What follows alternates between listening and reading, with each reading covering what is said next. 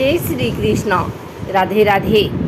आइए सुनते हैं यमराज और सावित्री की यह कहानी। यमराज ने सावित्री के पति सत्यवान के लौटाए थे प्राण। आइए सुनते हैं यह पौराणिक कथा। बट सावित्री व्रत ज्येष्ठ कृष्ण अमावस्या को मनाया जाता है। इसके साथ ही बट सावित्री व्रत सत्यवान सावित्री की कथा से जुड़ा हुआ है, जिसमें सावित्री ने अपनी चतुराई से यमराज को मात देकर सत्यवान के प्राण बचाए थे। आइए सुनते हैं बट सावित्री व्रत कथा। बट सावित्री का व्रत हिंदू परंपरा में स्त्रियां पति की लंबी आयु, सुखद वैवाहिक जीवन के लिए करती हैं। ये व्रत सौभाग्य प्राप्ति के लिए बड़ा व्रत माना जाता है। इस व्रत को ज्येष्ठ अमावस्या के दिन मनाया जाता है। महिलाएं इस दिन संकल्प के साथ पति की आयु प्राण रक्षा के लिए व्रत और संकल्प लेती हैं। बट सावित्री व्रत को करने से सुखद और संपन्न दाम्पत्य जीवन का वरदान मिलता है। बट सावित्री व्रत के साथ सत्यवान सावित्री की कथा जुड़ी हुई है। कहते हैं कि सावित्री ने अपने संकल्प और श्रद्धा से यमराज से सत्यवान के प्राण वापस ले लिए थे। पौराणिक मान्यताओं के मुताबिक मध्य देश में अश्वपति नाम के धर्मात्मा राजा राज्य करते थे। उनकी कोई संतान नहीं थी।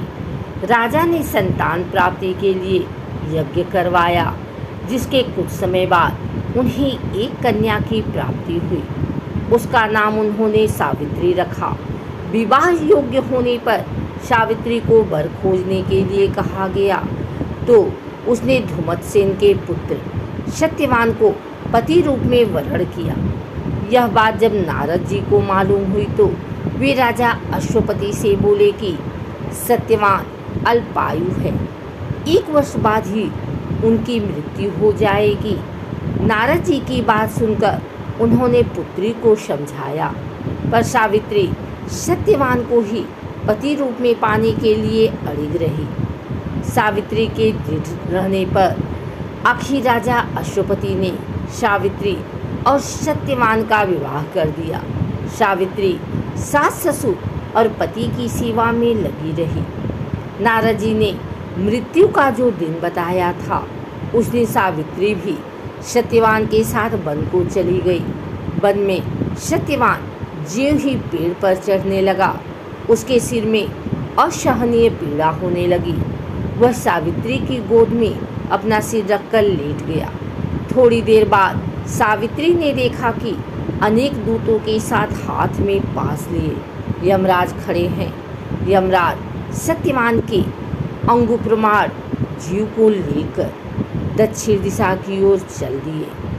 सावित्री को आते देख यमराज ने कहा, हे पति परायणे, जहाँ तक मनुष्य साथ दे सकता है, तुमने अपने पति का साथ दे दिया, अब तुम लौट जाओ। सावित्री ने कहा, जहाँ तक मेरे पति जाएंगे वहाँ तक मुझे जाना चाहिए, यही सनातन सत्य है। यमराज ने सावित्री की धर्मपरायण बाणी सुनकर वर मांगने को कहा। सावित्री ने कहा, मेरे सास ससुर अंधे हैं, उन्हें नेत्र ज्योति दें। यमराज ने तथास्तु कहकर उसे लौट जाने को कहा, किंतु सावित्री उसी प्रकार यम के पीछे चलती रही। यमराज ने उससे पुनः वर मांगने को कहा। सावित्री ने वर मांगा, मेरे सास ससुर का खोया हुआ राज्य उन्हें वापस मिल जाए। यमराज ने तथास्तु कहकर उसे लौट जाने को कहा, परंतु सावित्री अड़िग रही। सावित्री की पति भक्ति व निष्ठा देखकर यमराज पिघल गए। उन्होंने एक और वर मांगने के लिए कहा। तब सावित्री ने वर मांगा, मैं सत्यवान के पुत्रों की माँ बनना चाहती हूँ, कृपा कर आप मुझे यह वरदान दें। सावित्री की पति भक्ति से प्रसन्न हो इस अंतिम वरदान को देते हुए यमराज ने सत्यवान को पास से मुक्त कर दिया और अदृश्य हो गए। सावित्री अब उसी वट वृक्ष के पास आई।